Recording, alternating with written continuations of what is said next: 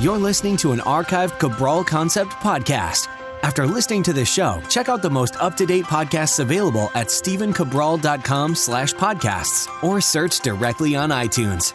And now, welcome to the Cabral Concept, where board-certified naturopath and integrative health practitioner Dr. Stephen Cabral shares how he was diagnosed at the age of 17 with a life-altering illness and given no hope for recovery. It was only after studying and traveling all over the world did he discover how to combine ancient Ayurvedic healing practices with state-of-the-art naturopathic and functional medicine to fully rebalance the body and re-energize it with life. It's time to discover how to get well, lose weight, and finally feel alive again. And now, here's your host, Dr. Stephen Cabral.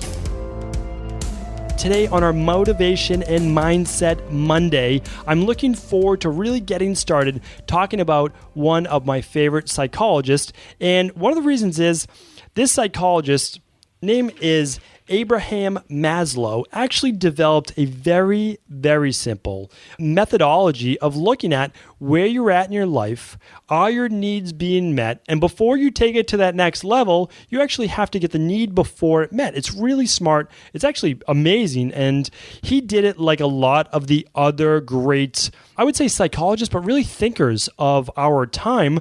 And what he did was he actually studied other people. He studied those who are very successful, those who are mentally ill, those people who might be homeless on the street. It was unbelievably interesting what he came up with. And it's kind of gone back and forth, tweaked a little bit over the years. The book, if you just want like a little general synopsis, is called Toward a Psychology of Being by Abraham Maslow. And so what I would say is you can absolutely read this book. It's fantastic.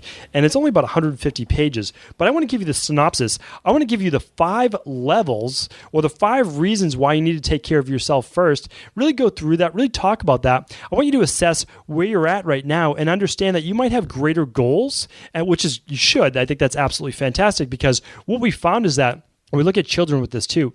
Freud often thought that everyone was trying to just reach a certain level and then plateau and hang out there and rest. But no, we've seen with children and a lot of other people that you feel best when you're growing, when you're taking things to that next level. And I've talked about this on previous podcasts before. Even last week, the podcast entitled, You're Supposed to Change. I mean, I really enjoyed that episode. I hope that you check it out at stephencabral.com/268 if you haven't already listened to that. But let's talk about right now. Let's talk about those 5 levels. See where you're at right now. See what you need to achieve before you really do take it to that next level. Because the truth is that a lot of people are trying to reach goals that are unattainable because of where they're currently at in their life. And then, of course, once you do reach that next level, you're able to then very seamlessly move to the next. All right, so let's get started.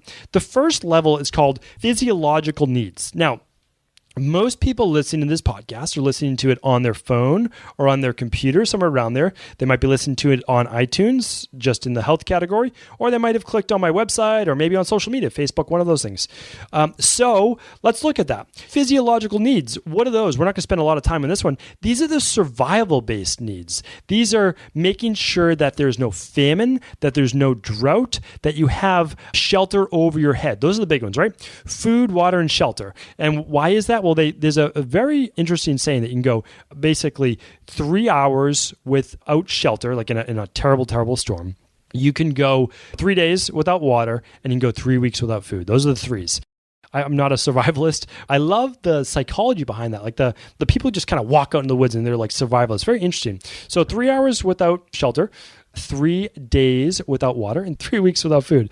All right, let's get back on the topics that I actually know something about. All right, so we've taken care of those. So the next level that we're moving towards are our safety needs. And our safety needs have to do with our personal security. Do we feel safe where we live? Or do we live in a community that we don't feel safe, that our home could be broken into? We're worried about walking home, any of those particular things. And another need is financial security. Do we have a job that we don't feel secure in, that we feel we might be fired from it at any time? We might lose our job. We might lose our finances. That's a source of worry. We have to take care of that. And our health and well-being. Do we have our health? Meaning that, are you dealing right now with some type of chronic-based illness that takes up majority of your thinking, the majority of your time? We need to overcome that.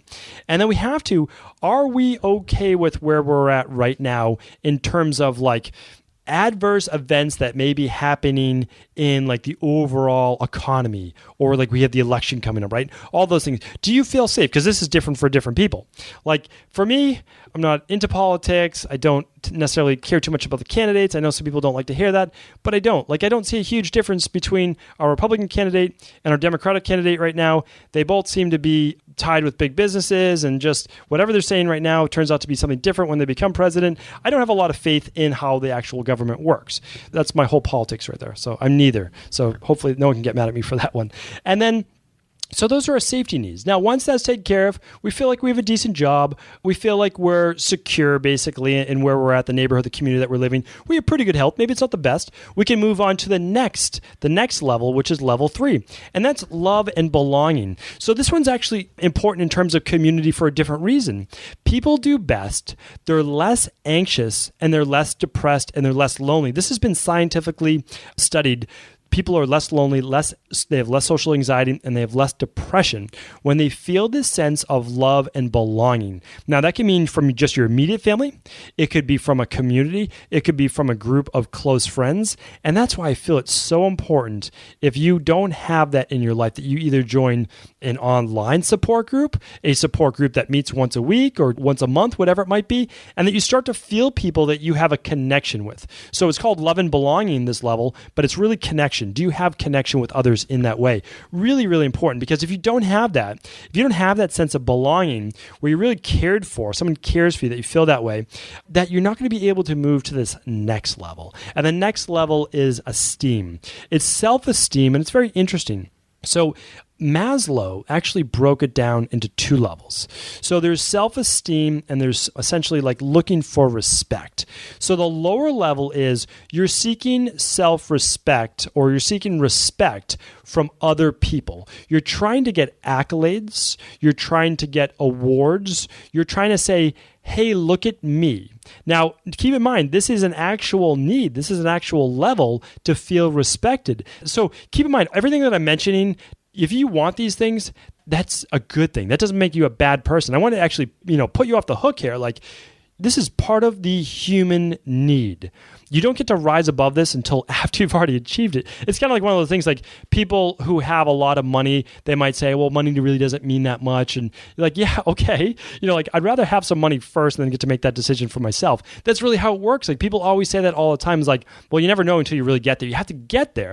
And then you're like, you know what? Yeah, it really doesn't matter maybe that much. So really important. You have to get some of those. You have to feel respected by others. Maybe it's not an award, but people at your work have to say, you know what, you're doing a great job. I respect what you do. Or family or friends, like whoever you're looking for the respect from, that's what matters the most. But then there's this higher version he talks about, and that has to do more with your own self-respect for yourself or self-confidence. It's when you feel that you've mastered something, that you feel you're not inferior to others, and you don't judge yourself against others anymore. Now that's a powerful thing. When you're no longer worried about what other people think of you, that is a different level of self-respect and self-esteem that a lot of people, I think, they're stuck at this level, right? So maybe they have that love and belonging because they know their spouse loves them, and their kids love them, and they love their kid. And so they have that feeling of belonging, but they're stuck here. They're either looking for respect from others, or they're looking for respect, for themselves as well, that higher self where they feel inferior, right? And that's something that we have to overcome. You have to actually feel like you yourself are good enough, that you're good enough in just who you are. This is a sticking point. So that's why most people never make it to this very last level, which I'm going to talk about right now, which is self-actualization. That's the name of his book, right? Toward a psychology of being, this top level. And this is it. So basically here, he's saying that you have a potential in life. Everyone has a different potential, and you're not supposed to judge yourself off of someone else's potential. Not everyone is meant to be a fantastic musician. I am certainly not. Or a fantastic dancer or singer. I am certainly not. Everyone has their own potential. And it doesn't have to be in a specific profession. It could be a hobby, or as a philanthropist, or as a therapist, or anything. Really, there's just so many different things that everyone has that they're better at than others, right? So you have to look at that, and you have to say, this is my calling. Like, this is what I'm really meant to be. And I need to now fully actualize who I know I was destined to be. And that's why a lot of people, they feel like they were destined to be a mom or a dad. And if they don't achieve that, then they're not going to feel fully self-actualized. Or some people really feel that, I was meant to go to get my PhD, but they're 45, 50, and they're like, I can't go back to school now. You absolutely can. You absolutely can. Achieve all those 4 levels before, and then you'll be ready to take that next step. You might have to get financially secure first. Maybe you have to get your kids through school, whatever it is, but you absolutely can and should go back for your PhD if that's what you are meant to do. At the end of your life, you will feel fully actualized, and that's such a huge, huge important thing. Now, the big thing is, it doesn't have to happen tomorrow. If you're in your 20s, 30s, or 40s right now, you still have life to live. It's not over. There's more time. There really is. You should be working always towards it. It's in the back of your mind. This is what I want. This is what I'm going for. But it doesn't have to happen tomorrow. And the self-actualization, He actually added another part to this later in life. And he said that the true vision for self-actualization is transcendence. And that is literally going above yourself, where you're not doing things for yourself, but for others, where it's about altruism, it's about spirituality, not necessarily religion, but spirituality, and trying to do, how I read it, of being service to others, right? With hope of nothing in return. You're not looking for anything in return. You may get great things in return because of karma or anything like that, but you are not doing it for yourself. You're actually doing it now for others. That's that top level. So let's just do a quick recap. That recap is, first, you must have your physiological needs met: food, shelter, water. Then you have to be in a safe place in your life. Financial security, where you live, being safe, all of those things. You should feel safe, okay? Then you need love and belonging. You need a sense of community. You need to feel like there's someone there that you can talk to, even if it's just one person. You need to have that and feel that. Then that 4th level is that esteem, feeling that you're respected in life, that what you're doing kind of matters, And then that higher self is saying, I feel I'm good enough. I feel like I'm a good person, that I've done good things, right? And then I don't need the respect of others. That's that 4th level. And then the 5th level is that reaching your full potential, the enlightenment, as we'll call it, the self-actualization, where it's about being of service to others. It's about reaching your full potential, and your goal is no longer just about you, but it's about improving the world around us and others in our lives. So I just thought it's fantastic. You can read much more about it, called Maslow's Hierarchy of Needs, and the book is just Toward a Psychology of Being by Dr. Maslow, Abraham Maslow.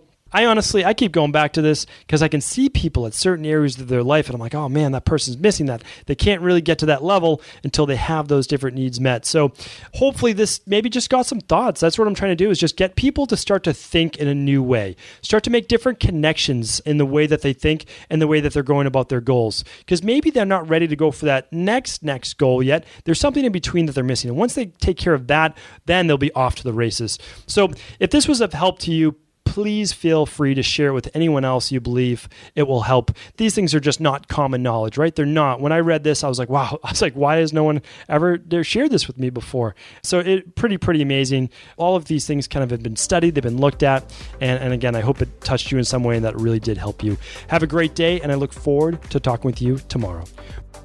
Before you go, I wanted to share a personal story with you. The real reason I began to get well finally is because I figured out what was wrong with me. And that might seem pretty obvious, but I went from doctor to doctor for over 2 years before discovering at-home functional medicine lab testing. These are the labs that enabled me to finally figure out what was wrong with my hormones, blood sugar, electrolytes, and gut health.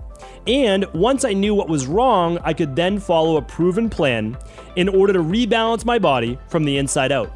This is why I believe so strongly in functional medicine lab testing, and why I've made it my mission to share these labs with the world. Now at equa.life, you can order an at-home lab test or a lab bundle for you and your family and be able to complete it within the week. Plus, the EquaLife difference is that you're not left to try to read and figure out these labs on your own. We explain what your lab numbers mean, what they mean in the much bigger picture, and then how to go about rebalancing your body in order to heal. To see our full selection of lab tests, or to set up a free lab selection call, To find out what labs may be best for you, simply head on over to equa.life/labs. And do remember, we ship these all over the world. To find out more and to set up your free lab selection call, simply head on over to equa.life/labs. That's EQUI.LIFE/labs.